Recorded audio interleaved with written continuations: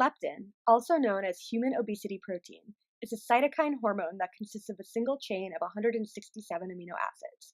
Its secondary structure consists of 6 alpha helices, and thus the protein falls into the Cas class of mainly alpha. Leptin is an adipose-derived hormone, and more specifically, it is chiefly synthesized in the adipocytes of white adipose tissue, which, in healthy humans, typically comprises 20 to 25% of body weight.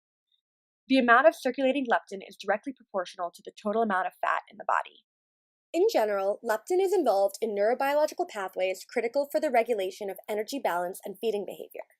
Energy balance refers to an organism's innate ability to balance two components: energy expenditure, which involves metabolism, thermogenesis, and overall activity, and energy intake, which simply involves food or caloric intake. Leptin circulation directly suppresses appetite and increases thermogenesis, and many obesity-related pathologies can be treated through biochemical pathways related to leptin signaling. Now, more than ever, further understanding of the neurobiological mechanisms related to feeding behaviors and energy balance is crucial for population health.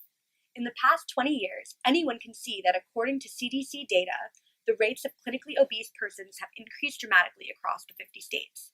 In fact, according to the CDC, 36% of Americans are obese and are therefore subject to comorbidities such as heart disease, diabetes, and dementia. Of course, then, it is becoming more and more critical to understand the pathogenesis of obesity and thus the control of food intake. Leptin deficiency has been characterized as a key obesity-related pathology.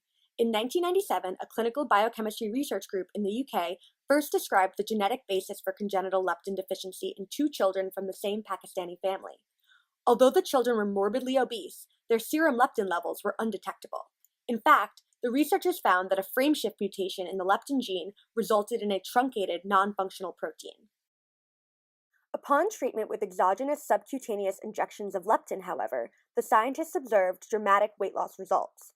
Most famous was the treatment of a 3-year-old boy disabled by gross obesity at 42 kilograms, who, after treatment, weighed a healthy 32 kilograms at age 7. Leptin has been shown to act extensively on the hypothalamus and, more recently, on regions of the hindbrain including the parabrachial nucleus and the nucleus tractus solitarius. Interaction with leptin receptors in these hindbrain regions initiates a signaling cascade that results in the regulation of gene transcription of proteins hypothesized to be related to appetite and thermogenesis. When leptin interacts with its transmembrane receptor, LEPRB, conformational changes in the receptor occur to activate the associated kinase, Janus kinase 2 or JAK2. Activated JAK2 mediates the phosphorylation of both tyrosine 985 and tyrosine 1138 of the leptin receptor. These phosphorylated tyrosines act as binding sites for SHP2 and STAT3, both of which are phosphorylated themselves.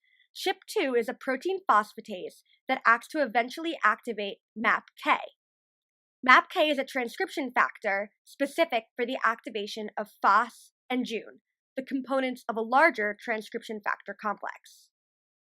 STAT3 is a transcription factor, which upon phosphorylation can actually form homodimers that translocate to the nucleus to activate gene transcription. Specifically, STAT3 is involved with the transcription of SOX3, the inhibitor of the phosphorylation of JAK2, and thus the main component of the negative feedback pathway of the leptin receptor.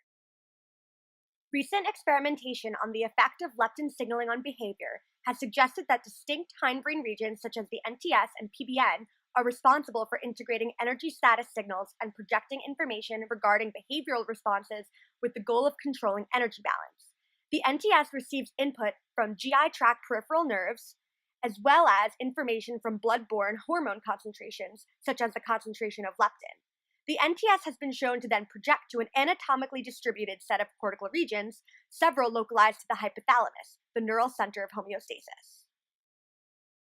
A key 2013 study from the Grill Lab here at the University of Pennsylvania demonstrated that leptin signaling in the NTS not only modulates overall food intake, but also attenuates motivation to feed.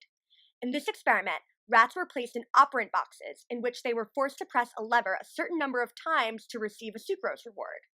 The experimenters were able to adjust the demands of the paradigm by increasing the number of times a rat had to press the lever to receive the food reward. 3 hours prior to testing, an experimentally determined threshold dose of leptin was administered unilaterally into the subject's medial NTS. Results showed that under both food restricted and ad libitum fed conditions, leptin significantly decreased the number of sucrose pellets the rats were motivated to earn, and therefore the number of lever presses performed as well. These results demonstrate that NTS leptin signaling reduces both food intake and appetite of food motivated behavior independent of energy status. Nevertheless, while these correlative behavioral studies are insightful, further study of the effects of the downstream genetic consequences of the leptin receptor signaling pathway need to be further elucidated. Future investigation of the identity of the genes transcribed as a result of leptin receptor activation in the hindbrain are necessary in order to generate an optimal pharmacological response to hyperphagia and obesity.